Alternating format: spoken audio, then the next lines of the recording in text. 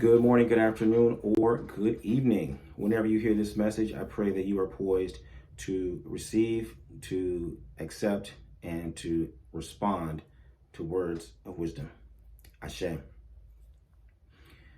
Hybridization has long been a real point of contention in our tradition.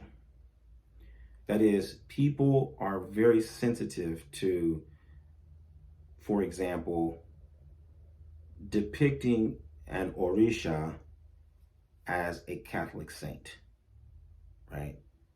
People might call it syncretism, okay? But we're hypersensitive to that, particularly people who come from the West African tradition.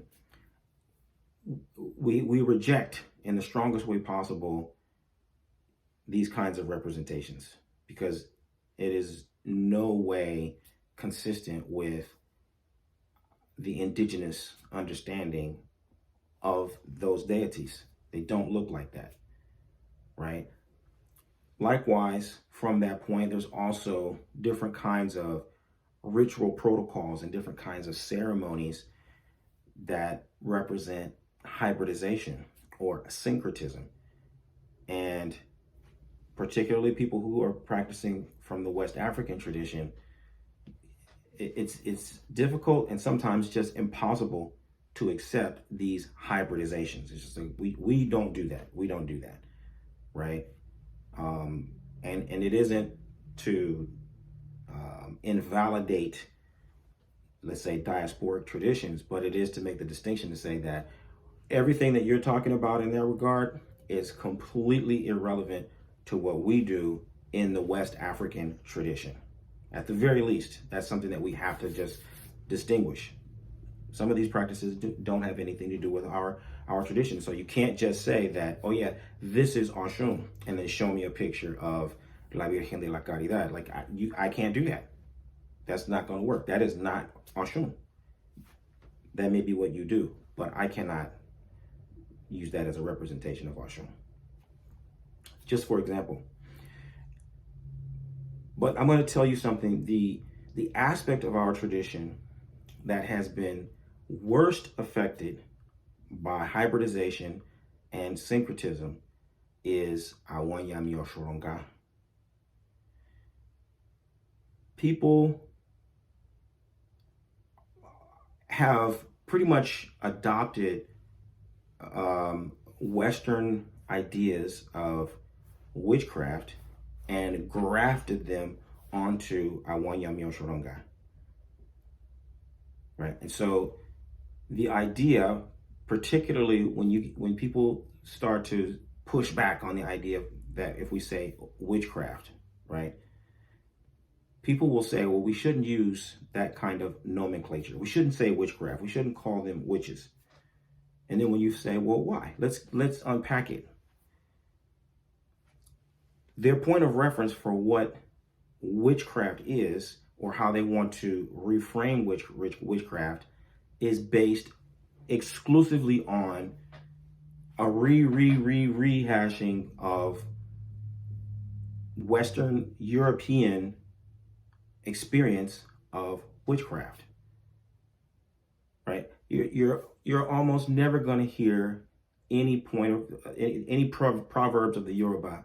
You're almost never going to hear, oh, this verse of Ifa says this, and this verse of Ifa says this, and this verse of Ifa says that. It's going to be anecdotal, it's going to be philosophical, it's going to be some kind of a social commentary that is based almost exclusively on the Western understanding of and experience of witchcraft, right? And so they've taken the ideas of witchcraft from the West and then grafted them onto Awon Iyami Osoronga, and now want to, be exponents of Awon Iyami Osoronga based on their understanding of this rehashing of the Western practice. And so in my most recent project, Shadow Mothers, I don't do that. The book is almost 200 pages, and there is no comparison to Western, or maybe one. I allude to, things like paganism and Wicca and things like that. I just allude to it. But the only comparison that I do in the book, which is also something very distinct that you're going to find when you get into it, is I do make comparisons between the Yoruba treatment of witchcraft and maybe 5 or 6 other West African traditions. Right? We look at other West African traditions, particularly those that are closely related to the Yorubas, like the Ga, like the Eve, like the Edo, like the Fon.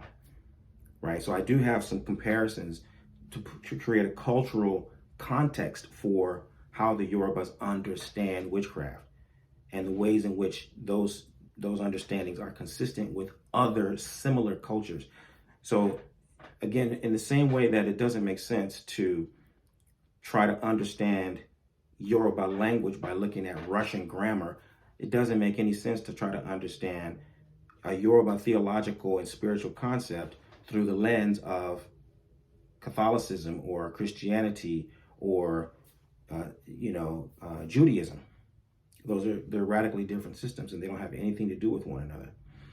So I'm really excited about this project because I think it's going to shed a tremendous amount of light on the indigenous perspective on Awon Iyami Osoronga and give us finally some solid ground to stand upon and further the conversation in a way that's consistent with the Yoruba and orisa orientated approach to the phenomena of witchcraft.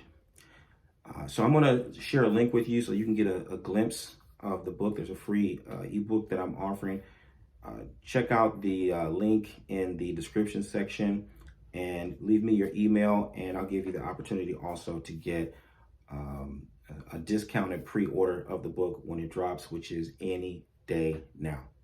So I look forward to the conversation. I'm really excited about how we're going to build from this point, and I wish you absolute positive peace and prosperity in the days to come.